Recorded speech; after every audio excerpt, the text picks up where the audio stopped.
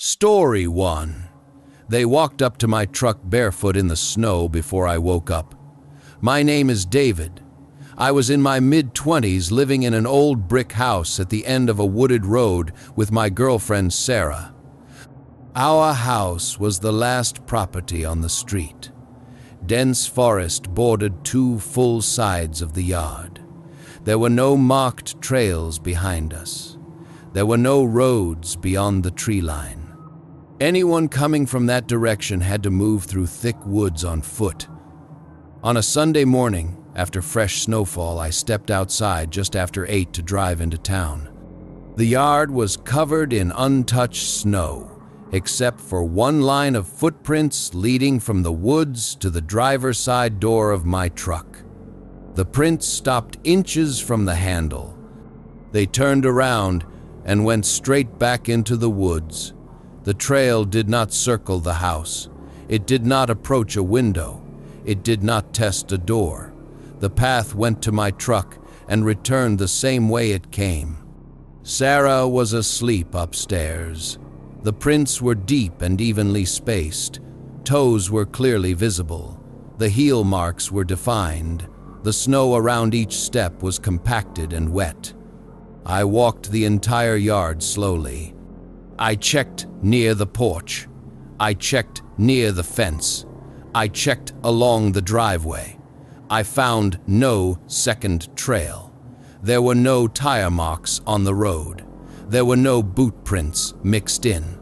Only bare human feet. The path passed through a small gap in the side gate that sometimes failed to latch completely. The hinge showed wear. The snow beneath the gate was compressed more than the rest of the yard. I went inside and told Sarah. She came to the window and looked toward the trees without speaking. We checked all doors and windows. Everything was locked. Nothing else happened that week. 2 winters later, I opened the front door before work and stopped immediately. Footprints covered the property. Not one line. Dozens of impressions in multiple directions. Around every window, along the siding, across the driveway, near the back door, around the shed. The snow showed movement in circles and straight lines. Again, there were no shoe marks, no boots, bare feet only. The impressions sank several inches into the snow. Some prints overlapped slightly, suggesting more than one person or repeated passes. I retrieved my rifle from the safe. I checked the chamber. I stepped outside and walked the perimeter slowly. My steps were loud in the snow. The woods remained silent. No movement was visible. No voices were heard. I inspected the shed. It was closed. Nothing was missing at that time. Sarah stayed inside watching from the window. We called the police. An officer drove past later that morning but did not enter the property. He stated there was no sign of forced entry and advised us to report if theft occurred. That night I followed the most defined set of tracks into the woods. The trail remained visible for roughly 30 minutes at a steady walking pace. The spacing between steps did not change. The depth remained consistent. Then the trail divided into 2 separate lines. Both lines were clear. Both lines were made by bare feet. There was no sign of dragging, no sign of turning around. The split occurred at a single point between 2 trees. I examined the area with a flashlight. No additional disturbance was visible beyond the 2 directions. I listened for movement. I heard only wind moving branches. Light was fading, and visibility was decreasing. I turned back and followed my own tracks home. Heavy snowfall overnight covered the original impressions completely. The yard appeared undisturbed the next morning. Years passed without further incident. Sarah and I became engaged. We repaired sections of the fence. I installed additional exterior lighting facing the tree line. Motion lights were mounted near the back door and shed. No alarms were triggered during that time. Last January, the tracks returned. I opened the curtains at sunrise and saw the yard marked again. This time, a defined trail led to the shed door. The latch had been forced open with leverage. The wood near the latch was splintered. Inside, several tools were missing. A crowbar was gone. A hatchet was gone. A long-handled shovel was gone. Bolt cutters were gone. The remaining tools were undisturbed.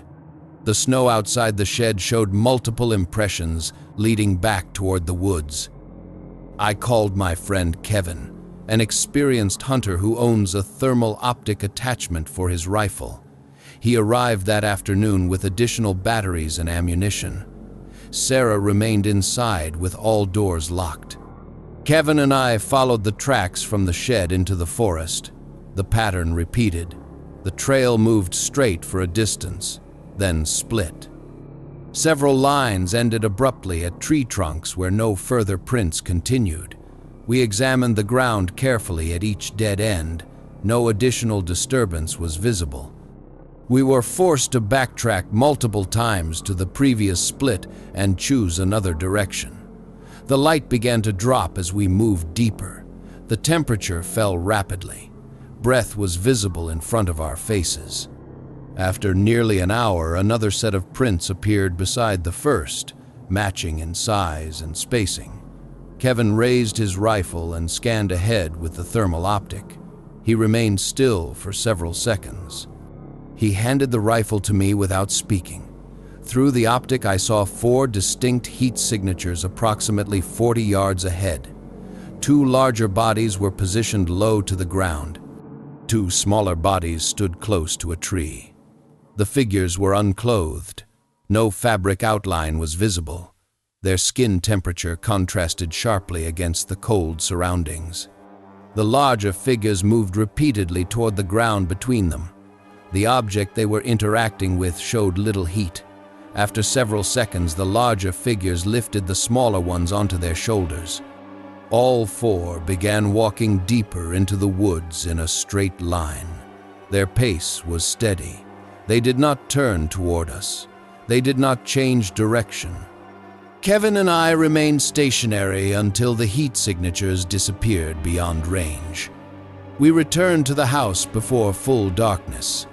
Sarah was waiting in the kitchen. A knife was on the table beside her. We contacted the police again.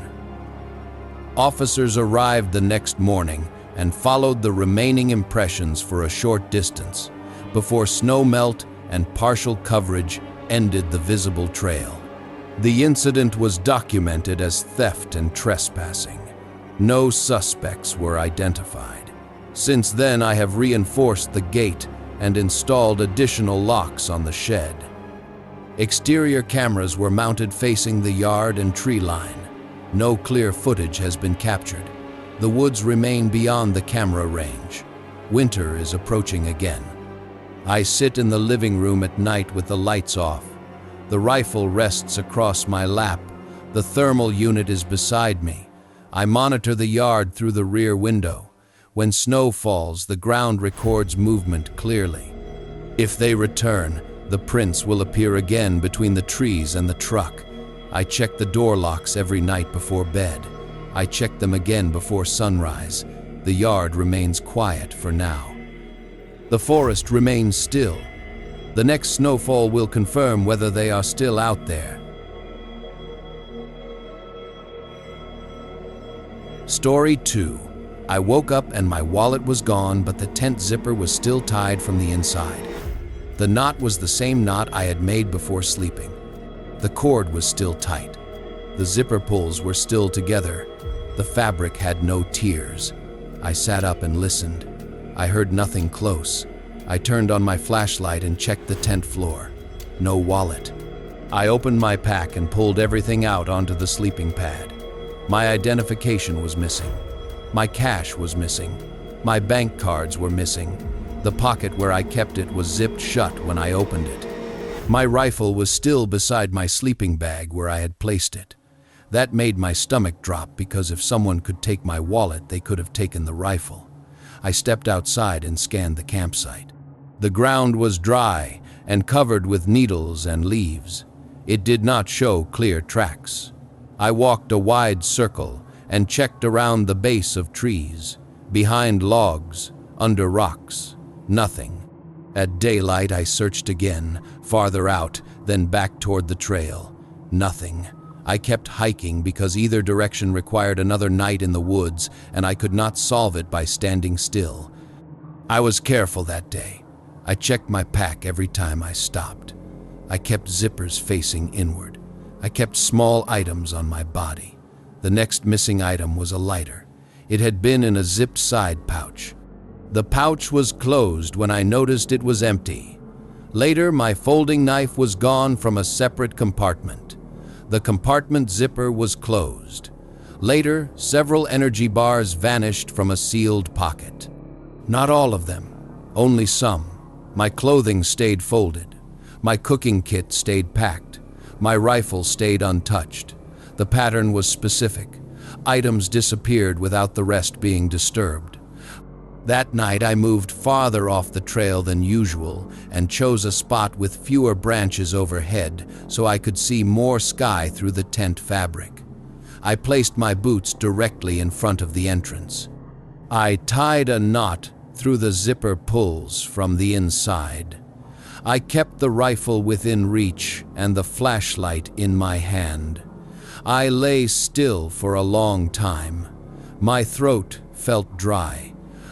I heard wind in the canopy and occasional small sounds from insects. I did not hear footsteps. At some point I slept. I woke again, after midnight, to the sound of slow steps outside the tent.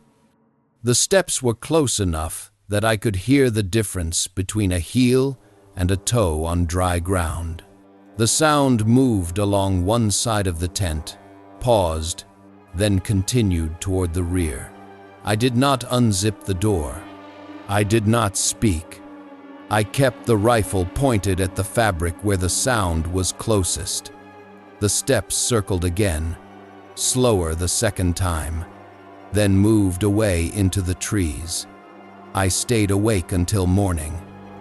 When there was enough light to see, I untied the zipper and stepped out.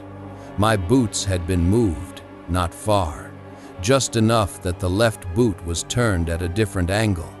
I had placed them straight. I packed immediately. My hands shook while tightening straps and rolling the sleeping bag. I decided I would not sleep another night out there. I checked the map and the distance to my car. I was still far enough that pushing through the night would be difficult, but stopping meant another tent night. I started hiking hard and skipped long breaks. I drank water while walking. I ate without stopping. As daylight faded, I kept going. When it became dark, I used my flashlight. The trail narrowed and twisted. The beam bounced with my steps. Roots and rocks forced me to watch the ground constantly. I kept the rifle in my other hand.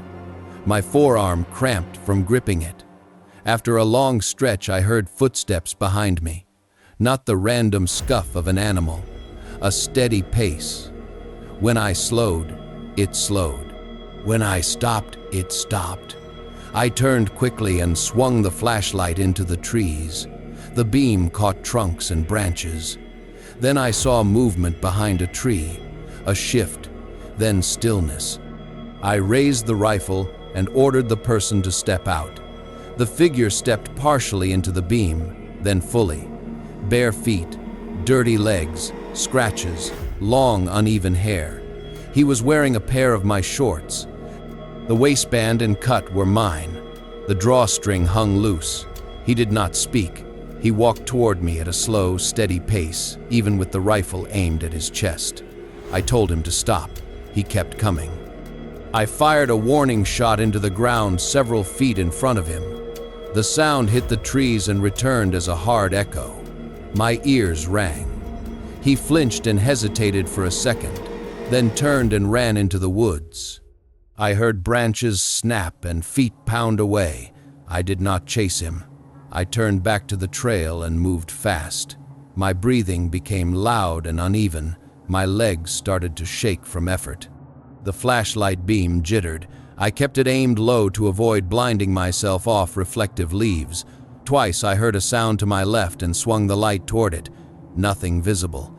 A minute later I heard steps again behind me, closer than before. Then a stop, then another set of steps farther right. I could not confirm direction. I kept walking. I increased my pace until my calves burned. Sweat formed under my jacket and then cooled quickly when I stopped for half a second to adjust my pack strap. I did not stop again. The trail dipped and my boot slipped on loose gravel. I caught myself with my free hand and felt pain shoot into my wrist. I kept moving. The flashlight battery indicator dropped 1 bar. I kept the beam narrow and steady. The footsteps returned behind me in short bursts. 10 seconds of steps, then silence, then steps again. Once I heard something hit the ground behind me, a small sound like a rock moved by a foot. I did not turn. I kept the rifle angled back while walking forward. My shoulders tightened, my jaw clenched. I reached a straighter section of trail and ran for several seconds, then stopped to listen. Silence. I swept the beam behind me across the trees. Nothing visible. I ran again. My lungs hurt. My mouth tasted metallic. I forced myself to keep the beam on the trail markers when I saw them and not waste time looking into darkness I could not clear. Eventually, I saw the shape of my car in the distance, faintly reflective under the flashlight. I reached it, unlocked it, got inside, and locked the doors immediately. I checked the back seat. I checked the floor. I checked the trunk release. I started the engine and drove without stopping until I reached lights and other cars. I did not go back to that section of trail. I am home now. I unpacked everything the next morning. I laid my gear on the floor and counted it. 1 pair of my shorts was missing. I counted again. The same pair he was wearing. I checked my tent. The zipper was still tied the way I left it. I did not untie it. Story 3. The radio described our camper while we were inside it. The speaker cracked with static, and a male voice said the doorstep was folded up and the lights were off. Both were true. I grabbed the radio and looked at my partner. He had the same look on his face. We did not answer. We did not move. We waited for the next sentence because whoever was transmitting knew details they should not know. We were working a remote logging cut high on a mountain where access depended on a single dirt road the company had carved into the slope. The road was narrow and rough and ended at the work zone. Past that point there were only trees and steep ground.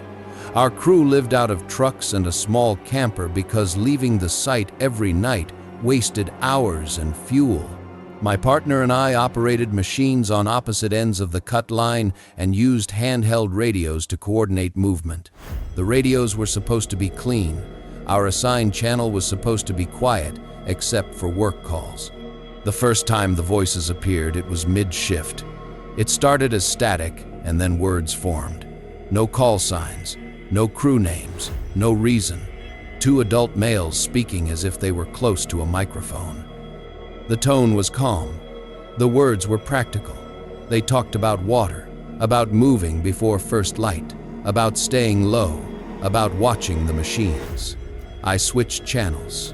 The voices followed. I switched again. The voices followed again. I asked my partner if he heard it. He answered, yes. Same voices. Same timing, same problem. After that, we reduced radio use to short confirmations only. We stayed close to the machines. We looked into the tree line more often than we needed to. The next morning, we found physical signs that did not belong to our crew. Food wrappers that none of us recognized. A plastic container placed behind a stump as if it had been set there on purpose. Boot prints in soft dirt near the edge of the clearing that did not match our safety boots.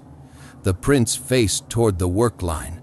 Whoever made them had stood and watched. Later that day, we found a narrow path pressed into brush that was not part of any plan. It did not look like an animal trail. It had repeated foot traffic. We followed it a short distance and saw a small tent positioned behind a fallen log and low branches. The tent was not old and collapsed. It was intact.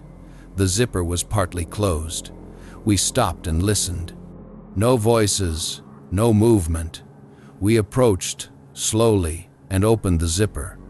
Inside was a sleeping bag and a duffel bag. The duffel was heavy. We unzipped it and saw rope and duct tape. Then we saw children's clothing, then drawings, then printed photographs of miners. The photos were recent. They were not faded. Near the tent entrance was an apple core that was still moist and not yet dried. Whoever had been there had eaten recently and left quickly. We backed out of the tent and zipped it shut. We did not touch anything else. We walked back to our machines without talking. That night, we parked the camper where it always sat, close enough to the trucks that we could reach them fast. We folded the exterior, step up, and locked the door. We placed a flashlight and a firearm within reach. We did not keep the radio on. We still heard it, the speaker activated by itself. Static, then the same two male voices, clearer than before, discussing firewood and water and the fact that our truck lights were off.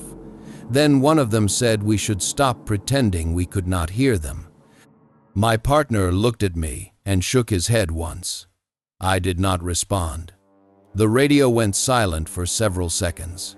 Then the voice said we were awake, and that was good because it meant we would listen when the gravel started. Less than a minute later, gravel shifted outside. Slow steps. One step, then a pause, then another. The steps moved toward the camper door.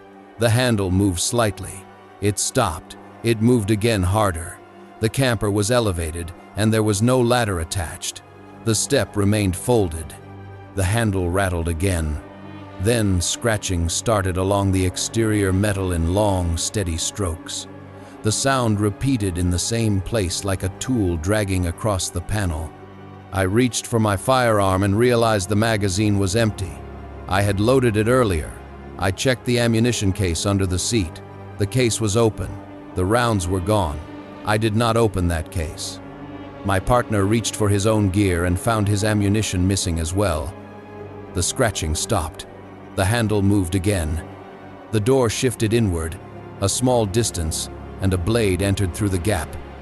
The knife swung and struck across my face. I recoiled and lost balance. I fell backward and tumbled out of the camper to the gravel below. My head hit hard enough to flash light across my vision. Before I could stand, a man dropped onto me and pressed the knife against my throat. His weight pinned my chest. I could smell sweat and dirt. Another figure moved in and kicked me in the ribs and side of the head. The kicks came fast. I raised my arms and felt the knife edge scrape along my jawline. My partner jumped down and tackled the man holding the knife. They slammed into the gravel and rolled. The second attacker stepped back and ran into the trees without speaking. The first attacker twisted free and followed. Both disappeared into the forest within seconds. No yelling, no threats, no words. Only movement. Blood ran into my eye and blurred everything on that side. My partner dragged me to the truck and shoved me into the seat. We drove down the dirt road in darkness for a long time, bouncing over ruts, not stopping, not turning the lights off again. By the time we reached medical care, the cut had swollen and my eye would not open fully. The damage never healed correctly. The next morning, we returned to the site with other crew members. The tent location had changed. The fallen log was still there, but the tent was gone. The duffel bag was gone. The apple core was gone. The ground showed scuffed dirt and broken brush, but no single trail we could follow. The radio interference did not stop. During the next shifts, the voices returned at random times. They described which machine was running. They described who was alone and who was not. They described our lunch schedule. We stopped using the radios, except when absolutely required. Even then, we kept transmissions short and waited for static to answer.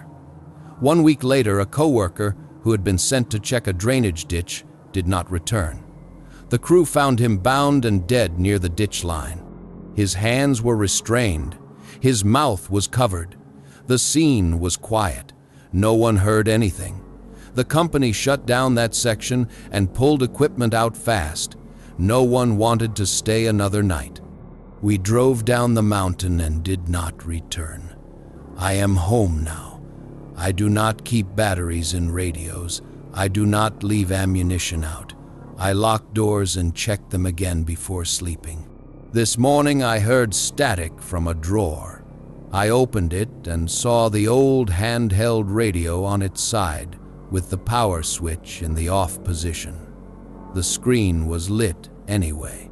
The speaker hissed.